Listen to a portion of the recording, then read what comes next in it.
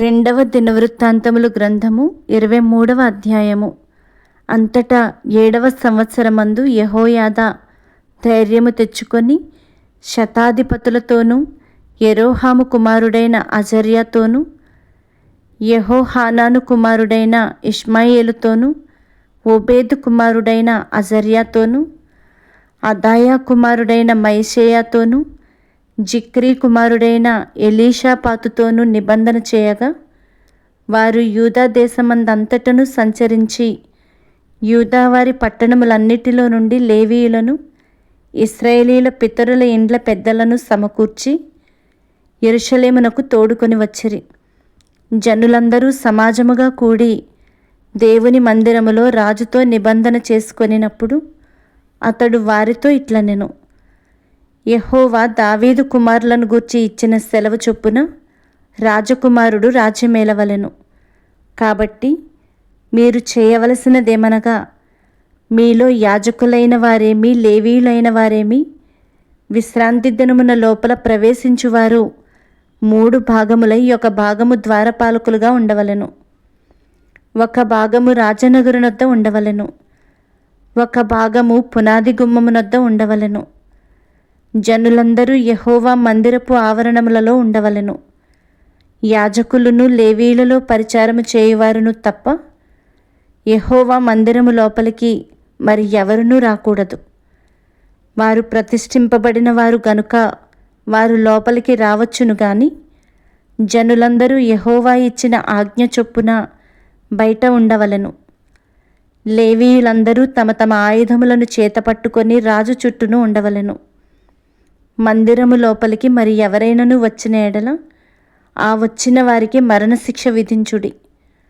రాజు లోపలికి వచ్చినప్పుడేమి బయటికి వెళ్ళినప్పుడేమి మీరు అతనితో కూడా ఉండవలెను. కాబట్టి లేవీయులను యూదావారందరూ యాజకుడైన యెహోయాదా ఆజ్ఞ అంతటి ప్రకారము చేసిరి.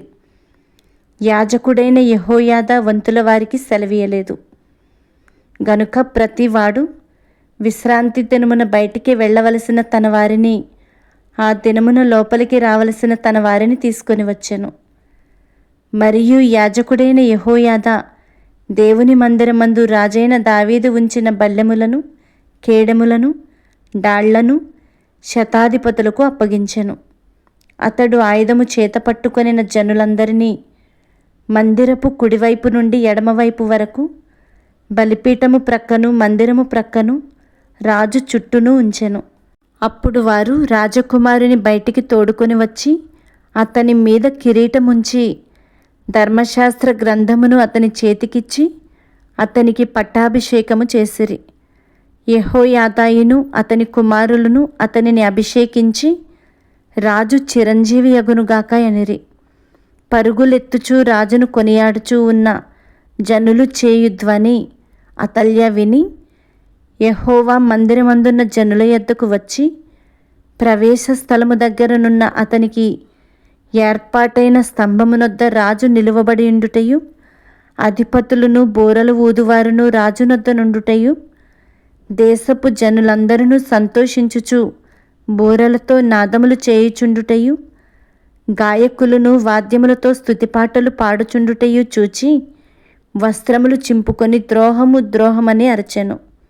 అప్పుడు యాజకుడైన యెహోయాదా యెహోవా మందిరములో ఆమెను చంపవలదు, ఆమెను పంక్తుల అవతలకు వెళ్ళవేసి ఆమె పక్షము పూనువారిని కత్తిచేత చంపుడని సైన్యము మీదనున్న శతాధిపతులకు ఆజ్ఞ ఇచ్చెను. కాబట్టి వారు ఆమెకు దారి ఇచ్చి రాజనగరునొద్దనున్న గుర్రపు గుమ్మము యొక్క ప్రవేశ స్థలమునకు ఆమె వచ్చినప్పుడు వారు ఆమెను అక్కడ చంపివేసిరి. అప్పుడు యెహోయాదా జనులందరూ యెహోవా వారై ఉండవలెనని జనులందరితోనూ రాజుతోనూ నిబంధన చేసెను. అంతటా జనులందరూ బయలుదేవత యొక్క గుడికి పోయి దాని పడగొట్టి బలిపీఠములను విగ్రహములను తుత్తునీలుగా విరుగగొట్టి బయలు యాజకుడైన మత్తానును బలిపీఠముల ముందర చంపిరి. మరియు మోషే ఇచ్చిన ధర్మశాస్త్రమందు వ్రాయబడిన దానిని బట్టి ఉత్సాహముతోనూ గానముతోనూ యెహోవాకు అర్పింపవలసిన దహన బలులను దావీదు నియమించిన ప్రకారముగా అర్పించునట్లు లేవీయులైన యాజకుల చేతి క్రింద నుండునట్టియు యెహోవా మందిరమందు దావీదు పనులు పంచివేసినట్టియునైనా యెహోవా మందిరపు కావలి వారికి యెహోయాదా నిర్ణయించెను.